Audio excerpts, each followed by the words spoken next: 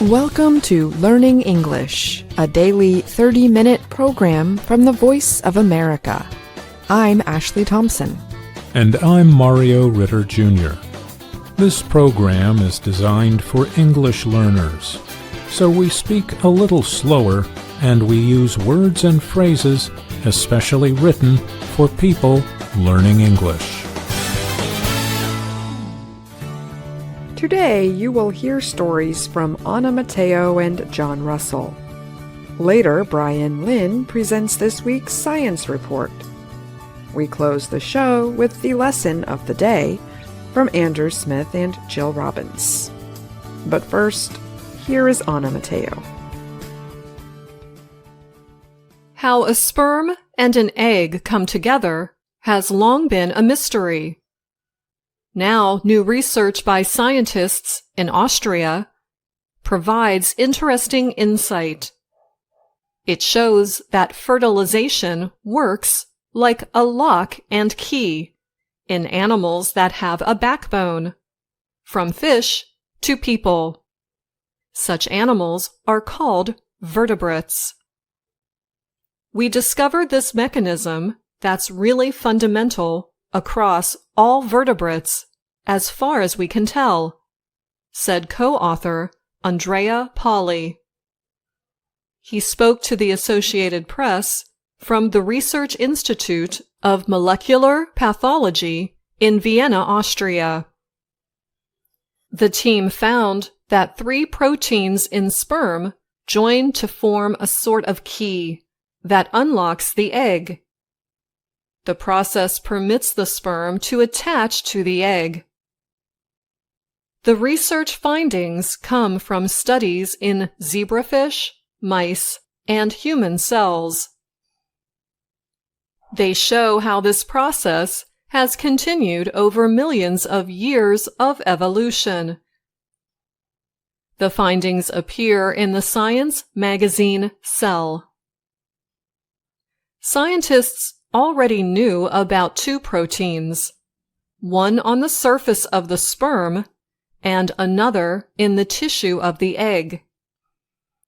Working with an international team, Pauly's lab used Google DeepMind's artificial intelligence tool, AlphaFold, to help them find and identify a new protein.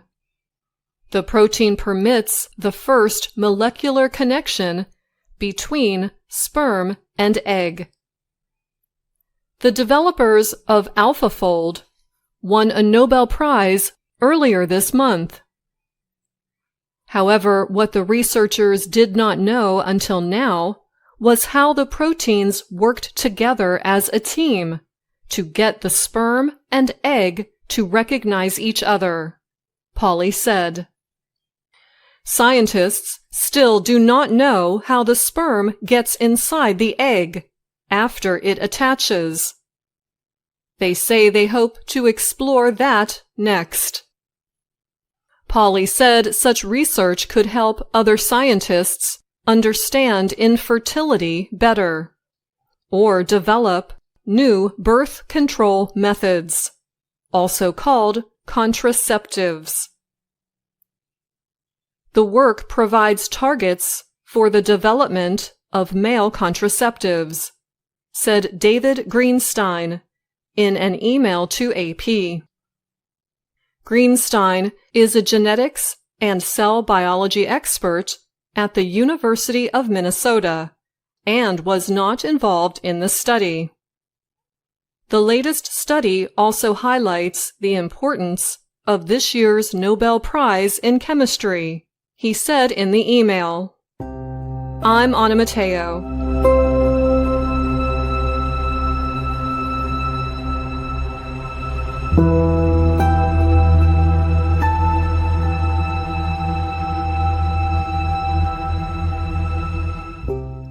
The space rock that hit Earth 66 million years ago and caused the deaths of many life forms, including dinosaurs, was not the largest object to ever strike our planet. One meteorite up to 200 times bigger hit the planet 3.26 billion years ago, causing worldwide destruction. But, as new research shows, that event may have been helpful for the early development of life. The meteorite may have served as a giant fertilizer bomb.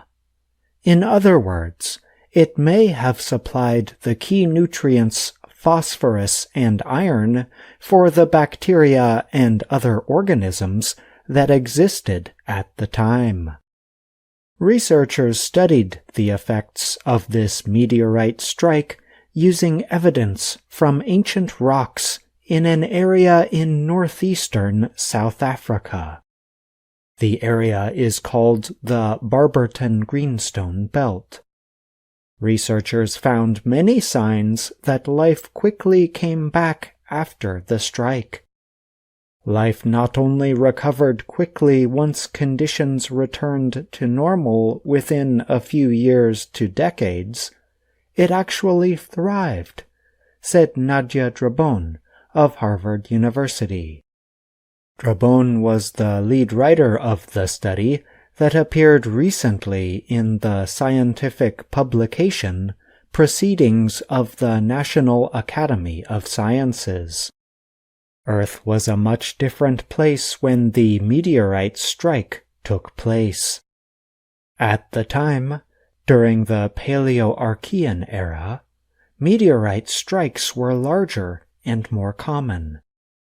At this time, Earth was something of a water world.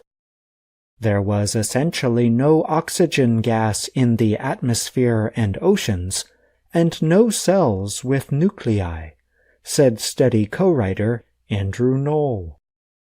The meteorite was rich in carbon and also contained phosphorus. Its diameter was around 37 to 58 kilometers, Drabon said, meaning its mass was 50 to 200 times the mass of the asteroid that killed the dinosaurs. The effects of the hit or impact would have been quick and serious, Drabon suggested. The impact force would have caused a dust storm that circled the world and turned the sky black within hours, she explained. It also would have likely had a big effect on the ocean and created a lot of heat, possibly boiling the upper part of the oceans. Drabon said it probably would have taken years for the dust to settle and for the atmosphere to cool enough for the water vapor to return to the ocean. But the meteorite would have contained a large amount of phosphorus. It is an important nutrient for molecules central to storing and sharing genetic information. Powerful ocean waves also would have mixed iron-rich deep waters into shallower waters, creating a good environment for many kinds of microbes. Iron provides microbes with an energy source. Imagine these impacts to be giant fertilizer bombs, Drabon said. We think of meteorite impacts as being disastrous, Drabon said. But 3.2 billion years ago, life was a lot simpler.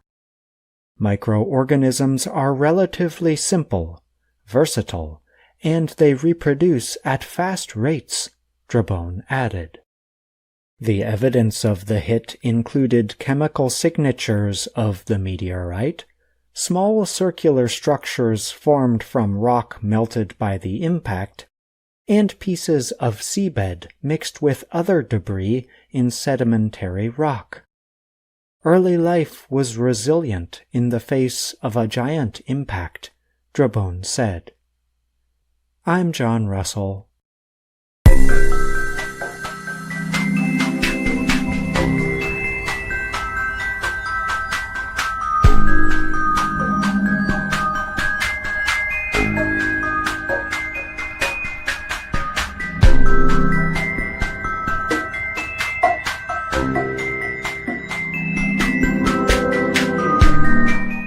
astronomers have made a surprising discovery about the first brown dwarf ever identified. New observations suggest the object is actually two brown dwarfs orbiting each other. The American Space Agency, NASA, describes a brown dwarf as an object that straddles the dividing line between stars and planets. Brown dwarfs form like stars. This means they can grow dense and hot enough to collapse under their own gravity. But they never grow dense or hot enough to begin the process of nuclear fusion needed to turn into a star, NASA said. Because of this, brown dwarfs are sometimes called failed stars. Many brown dwarfs are similar to gas giant planets and weigh just a few times more than the mass of Jupiter. Others can be much larger. The first brown dwarf was discovered in 1995 by researchers from the California Institute of Technology, Caltech. The discovery was made with the help of the Institute's Palomar Observatory near San Diego, California. But after many years of studying the object, known as Gliese 229b, scientists wondered why its brightness was less than expected for an object of its size. New research now shows that the brown dwarf is actually two objects. The observations came from the Very Large Telescope, which sits in a desert area of northern Chile. Those observations showed that one of the brown dwarfs is about 38 times the mass of Jupiter, while the other is 34 times Jupiter's mass. In a statement, the researchers said, data collected by the telescope suggests the two objects orbit each other every 12 days. That is less than half the time it takes for the moon to orbit the Earth. The observed brightness levels of the pair match what is expected for two small dim brown dwarfs in this mass range. The statement added, "The two brown dwarfs are gravitationally linked to each other in what is known as a binary system. Such a situation is commonly observed among stars, but is rare for brown dwarfs." After the discovery, the two objects were given new names, Gliese 229ba and Gliese 229bb. The brown dwarfs are believed to orbit a star called a red dwarf about 18 light-years away. A light-year is the distance light travels in 1 year, about 9.5 trillion kilometers. The two sit about 19 light-years away from our solar system. The research was co-led by Jerry Schwen, a graduate student at Caltech. He said in a statement that Gliese 229b was always considered the poster child for a brown dwarf. And now we know we were wrong all along about the nature of the object, he added. It's not one but two. We just weren't able to probe separations this close until now. Astronomers had identified brown dwarf pairs before, but never any that orbited each other so closely. The research results recently appeared in a study in the publication Nature. The team that discovered Gliese 229b in 1995 included Rebecca Oppenheimer.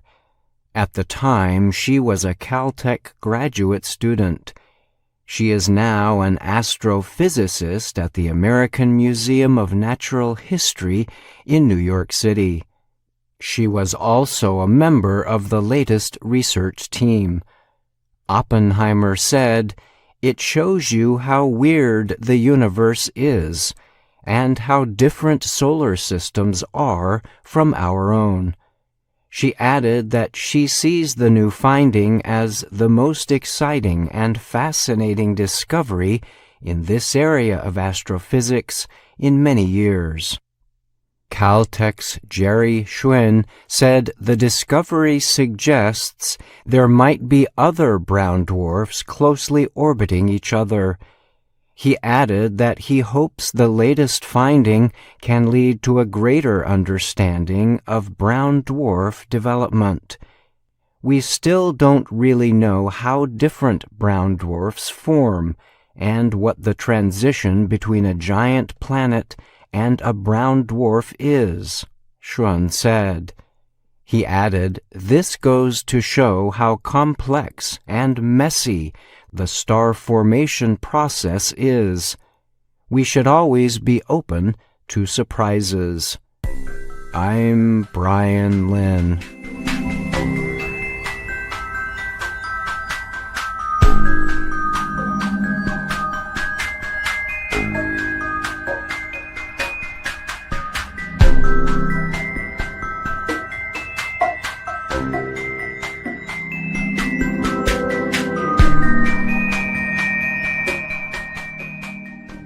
Now, Brian Lynn joins me to talk more about his science report.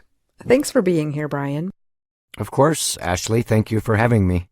This week, your report was about a new discovery made about mysterious space objects called brown dwarfs.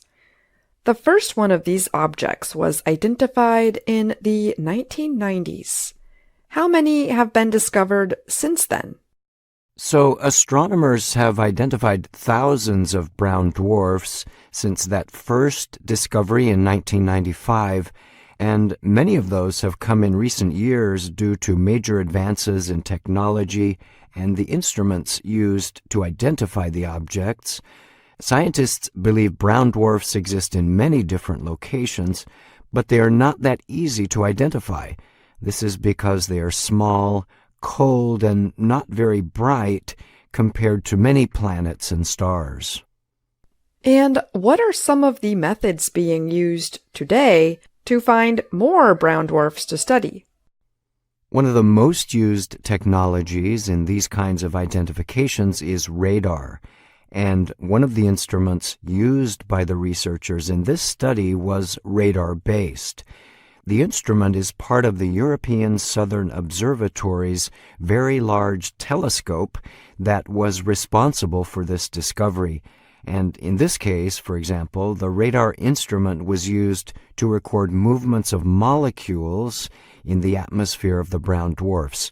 And this led to the researchers realizing there were actually 2 brown dwarfs instead of 1.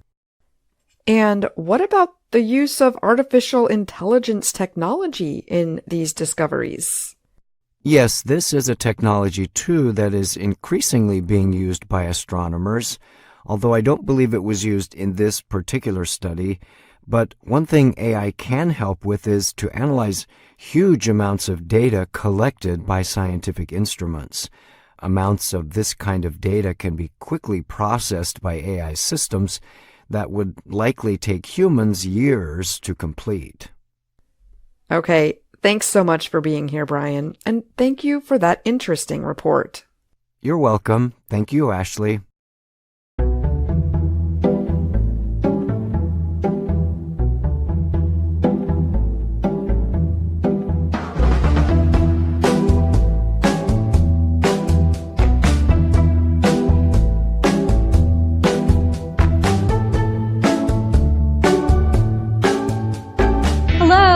My name is Anna Mateo. And I'm Andrew Smith. My name is Jill Robbins. You're listening to the Lesson of the Day on the Learning English podcast. Welcome to the part of the show where we help you do more with our series, Let's Learn English. The series shows Anna Mateo in her work and life in Washington, D.C. In Lesson 43 of the Let's Learn English series, Anna is on her way to teach a ukulele class. She realizes that she has lost something important. Let's listen. Hey there! Tonight, I am teaching my ukulele class. It is far away, so I am going to ride the metro. Oh no! I lost my wallet! It has my metro card, my credit card, and my money. Oh no! It's times like this I remember my father's important words. He said, Anna, always have emergency money. It's empty. Time for Plan B. Extra emergency money. No, it's empty too. Anna, it's time for Plan C. We often talk about having a Plan B for when something doesn't go as planned. Anna tells us her father said she should always have emergency money. In the video, we see her pull an envelope out of her bag, but it's empty. The same thing happened with the envelope in her boot. What do you think her Plan C will be, Jill? Anna has made some good friends, so I think she'll call one of them to ask for help. Let's find out. Listen for the way Anna asks her friend for a favor. Hi, Marcia. Hi, Anna. What's up?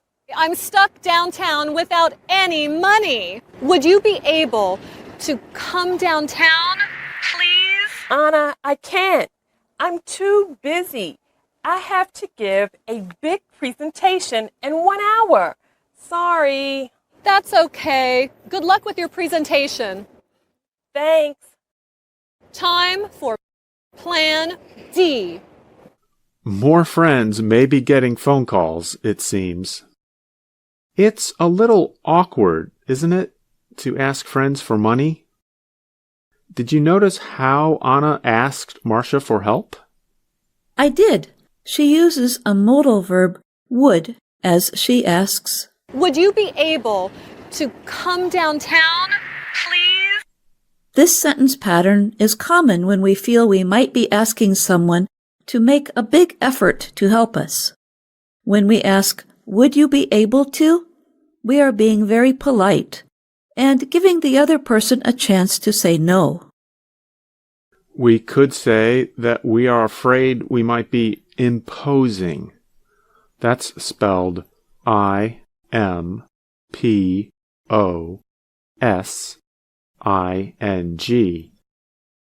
Imposing on someone by making a request for something like borrowing money. To impose is to expect someone to do more than you usually ask them to do. Another phrase we use if we feel we are imposing on someone is, would you do me a favor? Let's listen to find out how Anna asks her other friends for help. Listen for a modal verb. Hi, Jonathan. How's it going? Hey, Anna. Things are great. What's up? Well, I was wondering if you could give me some money. What? See, I lost my wallet and I'm stuck downtown and Anna, I wish I could. I'm at the airport with my mother. Her flight leaves in 2 hours. That's okay. Tell your mom to have a nice trip. I do wish I could help. Thanks. Bye. I'm Andrew Smith, and you're listening to the Lesson of the Day on the Learning English Podcast. Did you hear a modal verb, listeners? We hear Anna using another modal verb, could, when she asks Jonathan to give her some money. Like would, the modal verb could softens the request and makes it more polite. Well, I was wondering if you could give me some money. Jonathan uses could 2 times when he answers. Anna, I wish I could. I'm at the airport with my mother. Her flight leaves in 2 hours. That's okay. Tell your mom to have a nice trip. I do wish I could help. Thanks. Bye. So everyone is being polite, but Anna is still stuck without any money. There's one more thing about the language we hear in this lesson. Anna says, Well, I was wondering if you could give me some money. We use wonder in polite questions, like this. Andrew, I wonder if you're going to be busy tonight. No, I'm not busy. Why? Well, I have a project I need help with. I need a tall person who can reach the top shelves in my office. Hold on a minute there, Jill. I'll be glad to do you a favor. But first, let's get back to the story. Anna has one more friend to call, Ashley. This is serious. Time for Plan E. Hello? Hi, Ashley. What you doing? Oh, hi, Anna. Ashley, I was wondering, would you be able to come downtown and could you give me $20? Anna, I can't. I'll pay you back the money, I promise. Anna, I'm not worried about the money. I'm babysitting. Ashley is caring for a young child, or babysitting, so she can't come downtown to help. What is Anna going to do? I remember she said she was going to her ukulele class. Maybe she can use her music to help her ask for money. Let's listen and find out. Well, plans A, B, C, D, and E did not work. Think, Anna, think! Time for Plan F. Won't you give? Thank you very much, sir. Would you give me money? Won't you give? Oh, thank you very much. Could you give? Won't you give me money? Till next time, won't you give me money? Listeners, at the end of this lesson, you can hear Anna busking. That's a word we use to describe when someone performs on the street and asks the people passing by to drop some money into a hat to show their appreciation for the performance. To see her and Dr. Jill in her role as a passerby, go to learningenglish.voanews.com and watch Lesson 43 of the Let's Learn English series. You can also find a fun board game in the lesson for practicing polite requests. Listeners, have you ever lost your wallet or something important like Anna did in this lesson? What did you do? Write to us at learningenglish@voanews.com or in the comments on our YouTube channel. And remember that you can find us on Facebook, YouTube, and Instagram. Thanks for listening to the lesson of the day on the Learning English podcast. I'm Jill Robbins. And I'm Andrew Smith.